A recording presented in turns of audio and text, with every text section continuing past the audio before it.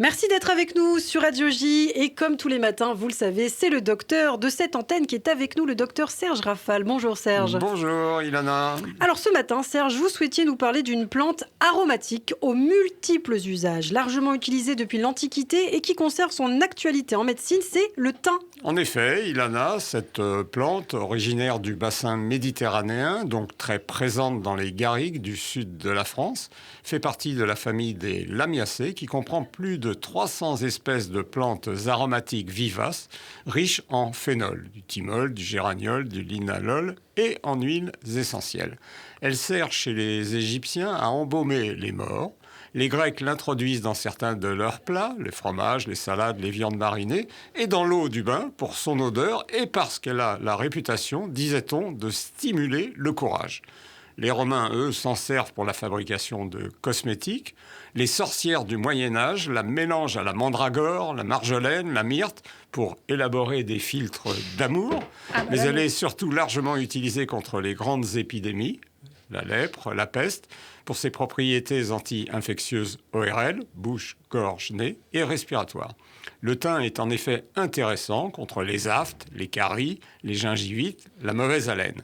Il calme la toux et favorise l'expectoration, ce qui aide à dégager les bronches. Il stimule en outre l'immunité et calme les affections de la peau grâce à sa concentration en flavonoïdes dont nous avons déjà évoqué dans cette rubrique le puissant pouvoir antioxydant. Alors le thym a des utilisations autres qu'infectieuses aussi. Oui, il contient en particulier un principe anxiolytique naturel, le carvacrol, qui permettrait aux angoissés de mieux s'endormir le soir.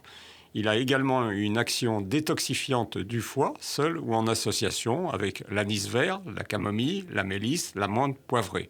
Il contient de bonnes quantités de minéraux intéressants, le calcium, le fer, le magnésium, le manganèse, le potassium, les vitamines C et K. Ceci est toutefois à relativiser car les quantités consommées sont habituellement relativement faibles. Le thym culinaire, alors on le connaît, mais comment l'utilise-t-on médicalement ? Alors, péros ou sur la peau.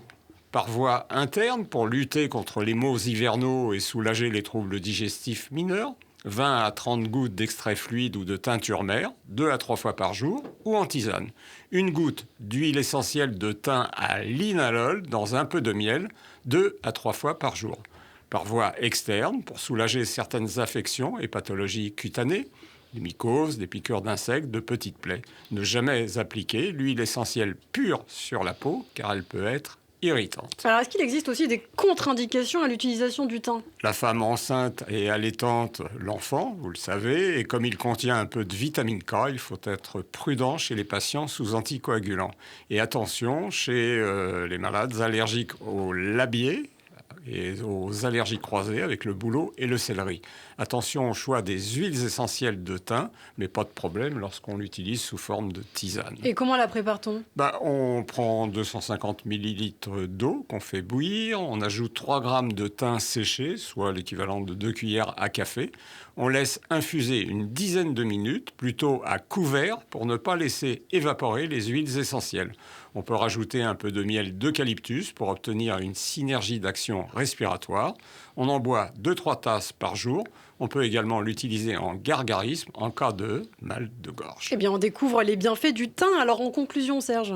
Ce qu'on appelle eau bouillie à Tarascon, c'est quelques tranches de pain noyées dans de l'eau chaude avec une gousse d'ail, un peu de thym, un brin de laurier, écrit Alphonse Daudet dans Tartarin de Tarascon.